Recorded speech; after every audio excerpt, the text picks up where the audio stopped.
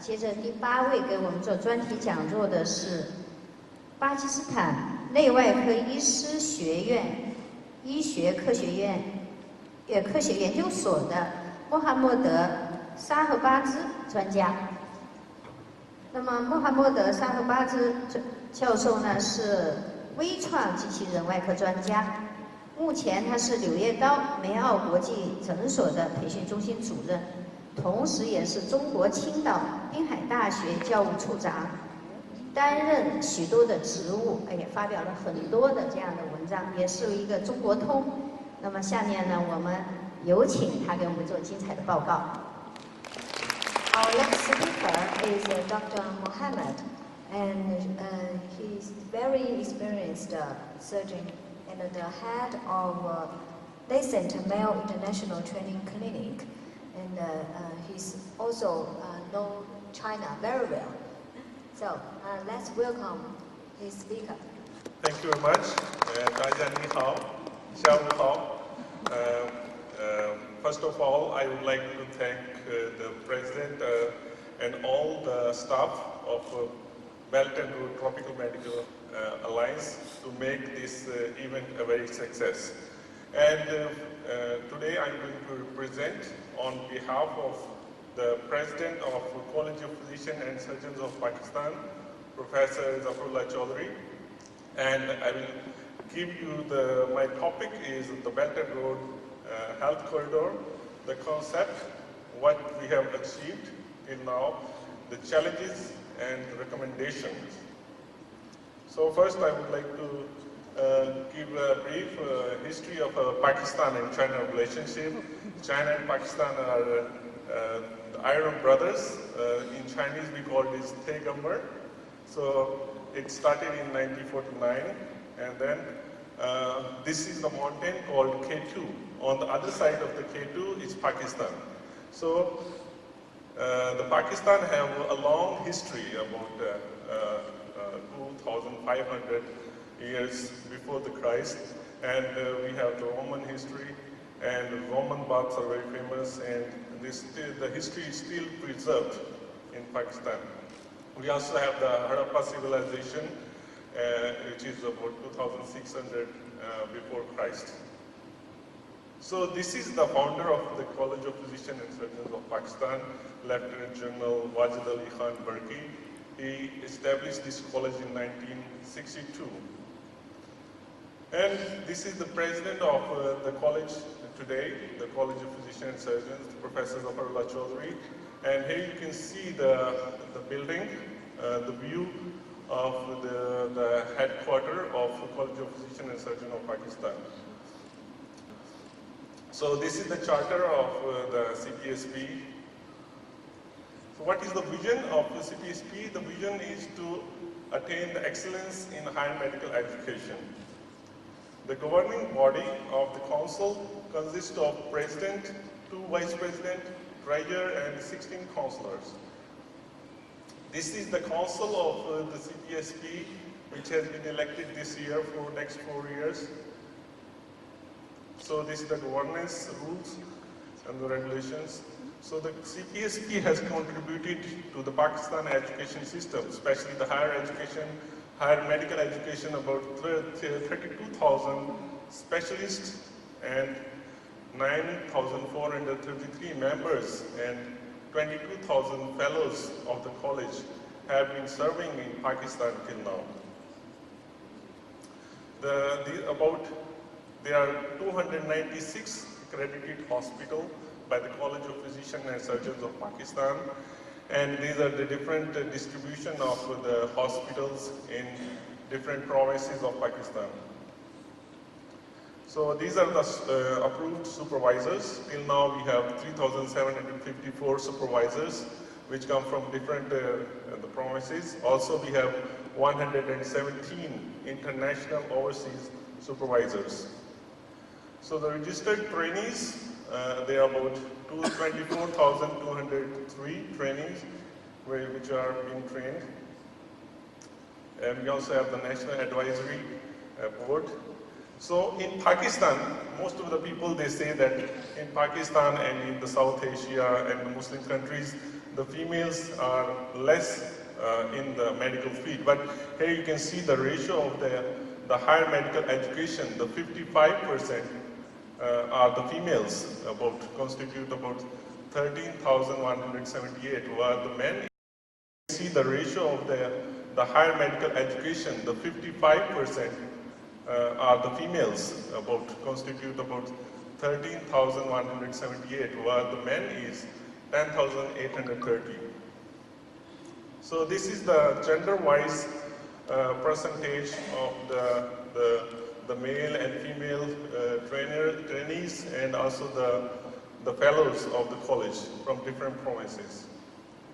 So we have the good sports system. We have about the 12 regional centers, and we have 4 sub-centers in Pakistan, which are located in different parts of the country. And we also have the regional center, the overseas center. One is in Kathmandu, Nepal, and we have 2 regional centers in Saudi Arabia, and one have in UK and one in Ireland, Dublin. So we have a very strong online connection system with different the centers inside the country and outside the country. What is the training model of the CPSP?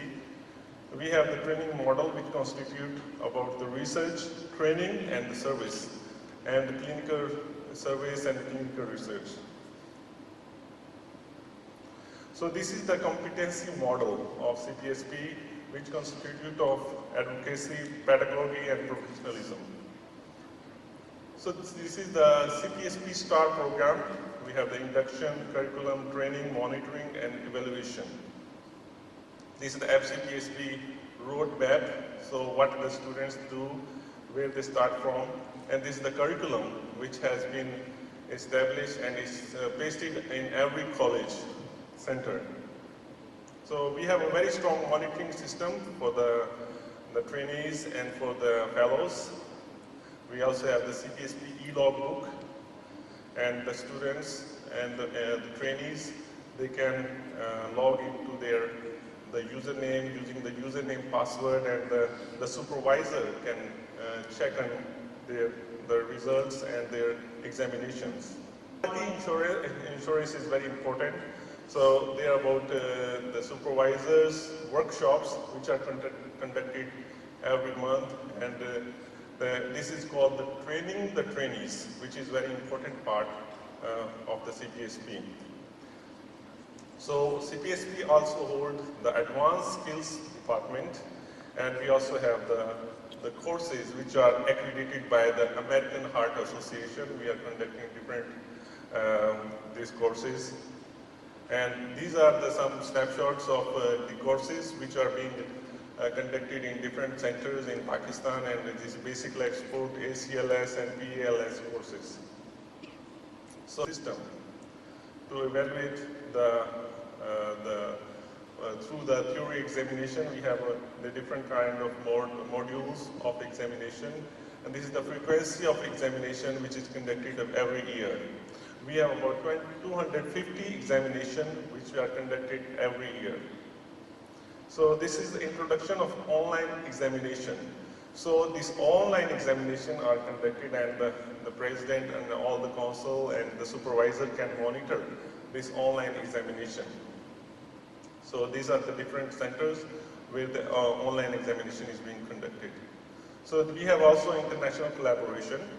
We have been accredited by the American Council for Continuing Medical Education, and we also have been working with the WHO Center for Research and Training. There is also the development of training arrangement in Ireland and United Kingdom for CPSP resident and junior fellows. We also have the collaboration with Health Services Executive Ireland, and the WHO gave us the prize brain gain, not the brain drain, because this is a major factor that in the developing countries, most of the intellectuals, they go abroad and they never come back. So we establish a structure of the training, and the fellows need to come back and serve the country. And we also have the 119 trainees and fellows, and with the University Hospital Birmingham, and also the Russell Hall Hospital, Dudley, there are 47 trainees and fellows working there. And this is the international collaboration, and the delegation of Sudan Medical Board visited the CPSP and signed the MOU. The international recognition is very important for any institute. So the Professor Zafarullah Chaudhry is attending the guest of honor at convocation in Australia. So this is the collaboration with the Saudi Council, and for the sending our doctors to work in the Saudi Arabia and the Middle East. These are the different medals and the awards which have been awarded to the CPSP from the world. So this is the CPSP center at night. So I give the idea what is the concept for the health corridor. In 2017 May, I published this article in Telegraph to establish a link between the Belt and Road countries. So the different students and the skill universities and the departments and the colleges, they can exchange the students and the knowledge through the Belt and Road. So later on, the main idea was to take the medicine to the patient, not the patient to the medicine. This is the number of students which come to China every year. There are about 492,000 students currently studying in China. And the majority of them come from Asia. Here you can see the 295,000 students come from Asia and 81,000 from Africa. And the number of students who study medicine, you can see, is 52,000 students which are studying medicine. So this can play a big role when the students go back to their countries. China can have a big data and they can collect the information. And we can also play a role to make the alliance use this Belt and Road Tropical Medical Alliance to locate and to fight against the infectious diseases and the tropical diseases. So here you can see from Pakistan, 28,000 students come from Pakistan to China to study. And according to the different provinces, Beijing, Shanghai, Jiangsu, Zhejiang province, these are the number of students which are studying. So China currently is investing a lot in the research and development. There are about 1,422 billion yuan they were invested in research in 2015. And this is the data about the number of doctors and healthcare workers in Pakistan. And we can also have the exchange program with China and different countries. This is the healthcare, the data about the China. The healthcare worker, about 8 million workers are working in China, and practicing doctor about 3 million, and general surgeon are about 0.4 million. And the district nurses are about 6 million, and the pharmaceutical industry and the other industries are booming in China. So I usually write on the Telegraph and the China Daily. So this is about the collaboration with the Weifang Medical University, the People's Hospital, and also the different collaboration has been signed with the China Medical University and also the Lancet Mayo International Hospital. And this is the signing of the BRTMA, Belt and Road International Medical Alliance, which was formed at the China Medical University, and the president of the CPSP is signing an MOU. So this is the signing of MOU with the Lancet Mayo International Clinic in Jinan. And this is a signing of agreement for the establishment of the training center at Weifang People's Hospital. So the Professor Zafarullah Chaudhry was awarded the certificate of Honorary Dean of Kwame Minimal Invasive Medicine Academy of Sciences. These are the different pictures of this collaboration and the agreements. So the China Medical University, the president, and Lancet Mayo International Clinic and Chido Hospital, the senior professor, Professor Nujun, and also the president of China Medical University, Professor Wen, they have been awarded the CPSP fellowship. The first time in the history any person from China have been awarded this fellowship. So this is the collaboration point, and these are the different visits. The visit of the party secretary of China Medical University to the headquarters in Karachi, and also I attended the Belt and Road conference for the establishment of the Chinese and Kyrgyzstan Cardiovascular Disease Institution in Shanghai. So this is the sister university establishment between the China Medical University and the King Edward Medical University. They were declared the sister university in October 2018. This is a visit in Lahore, and the other picture you can see the visit of the King Edward Medical University leadership to China. So here you can play, if you can play the video. Here you can see the Professor Mahmoud Ayaz. He is the Director of National Residency Program. He was awarded the Oxford University Academic Union Socrates Award. This is the highest award for medical education.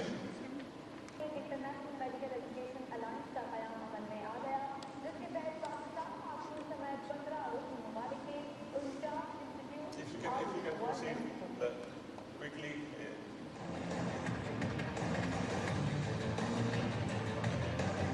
So this was in Shenyang last year. One road और CPAC खित्ते के लिए game changer. वक्त के साथ साथ इस तारीखी मंसूबे के सम्राट भी नजर आने लगे हैं। ज़िद के शोबे में भी इनकलाब बर्पा होने को है। चीन के सूबे लियांग में belt and road international medical education alliance का क़याम अमल में आया, जिसके तहत होने वाली पहली कॉन्फ्रेंस कामयाबी से इख्तिताम को पहुंची। कॉन्फ्रेंस के दौरान इस अलायंस से मुताल्लिक़ डॉक्यूमेंट्रीज भी दिखाई गई। So these are the different, and what are the challenges we are facing these days for the tropical medical this area? The neglected tropical diseases, which is the dengue and the dengue hemorrhagic fever, and deaths per year, 3,000 to 4,200 deaths are caused, and rabies caused 26,000 deaths in all over the world. In Pakistan, these are the main causes of deaths for the tropical diseases which are being ignored. The dengue had an outbreak in Pakistan in 2011, and also we had a recent outbreak in 2019, 2 months ago. So these are the different the tropical diseases. I will not discuss in detail because of the time limit. So in 2011, we had this dengue outbreak in Pakistan, and here you can see a paper published, and this is the data about the number of deaths caused by the dengue and the number of incidents of dengue fever and dengue hemorrhagic fever.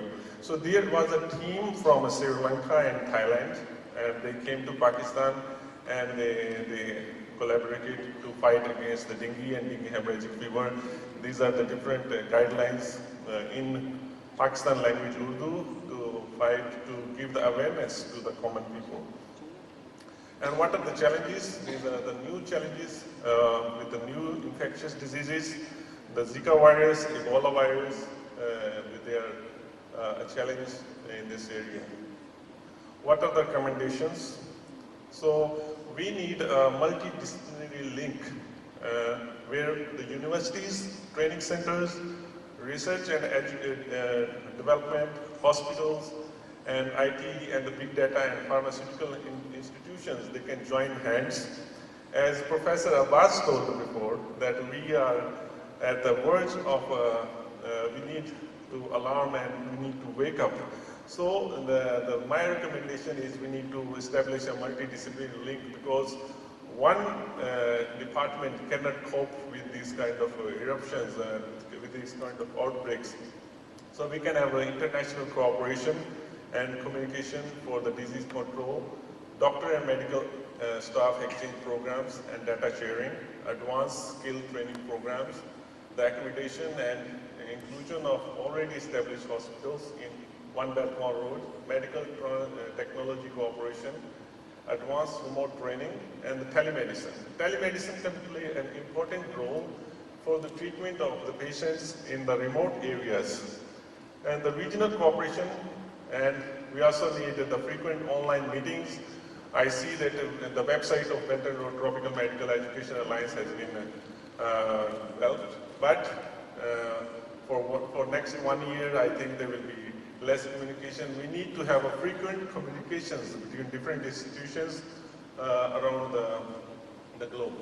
Patients don't need to travel for hours, wait for hours to find out what we can also get the use of 5G technology, they can find it out which will be available at home or at a local care service with an assistant.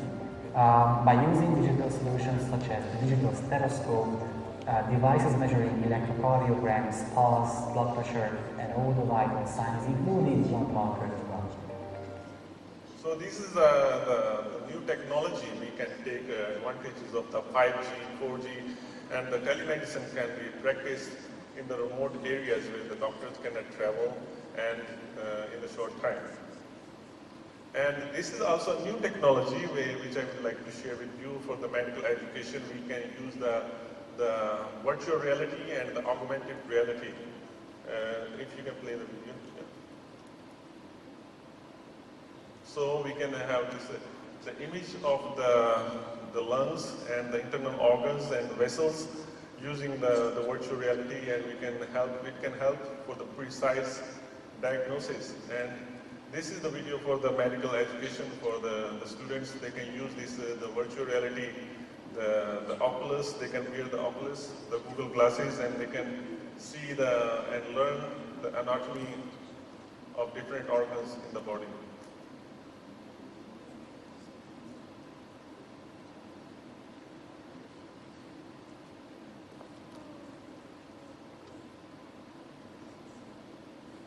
So this is another suggestion, recommendation. We can use the artificial intelligence and the big data. It learns the language, the jargon, and the mode of thought of that domain. Take the term cancer, for instance. There are many different types of cancer, and each type has different symptoms and treatment. However, those symptoms can also be associated with diseases other than cancer. Treatments can have side effects and affect people differently depending on many factors. Watson evaluates standard of care practices and thousands of pages of literature that capture the best science in the field. And from all of that, Watson identifies the therapies that offer the best choices for the doctor to consider in their treatment. So we can also get the help from the big data and the artificial intelligence for the medical education and the clinical treatment. And this is another recommendation that we can have the medical tourism. Hainan is a beautiful, the province and the Haikou and the Bo'o, they are very beautiful the places, and we can also develop this kind of the medical tourism. The patient from the other countries, they can come to China, and the Chinese teams of doctors can go to other countries, the remote areas for the medical treatment. Because China has a vast experience, and China is a big country. The medical, the health care providers are in a big number, and they have also the skills and also the equipment. So the Belt and Road Tropical Medical Alliance can take the step for this initiative. So we can also establish the Belt and Road Tropical Medical Alliance force. So this can be an alliance, and every university or the hospital can nominate their experts, and these experts can go to different countries. If there is an outbreak, for example, there is an outbreak of dengue in Pakistan, there is an Ebola outbreak, there was an Ebola outbreak in the Africa, some regions, and Zika virus. So these teams can either they can train the experts or they can send their experts to these countries. And I would like to thank at the end to the Professor Yang Jun, the President of Hainan Medical University, Professor Huang Yanhua, and Professor Sun Xiaoning, and Miss Lily, Miss Wang Xiying, and of course my wife, Kainat, for then all the Belt and Road Tropical Medical Alliance team to making this event a success. And I would like to say the Zhongpa Yu Yi Wan Sui. 谢谢大家。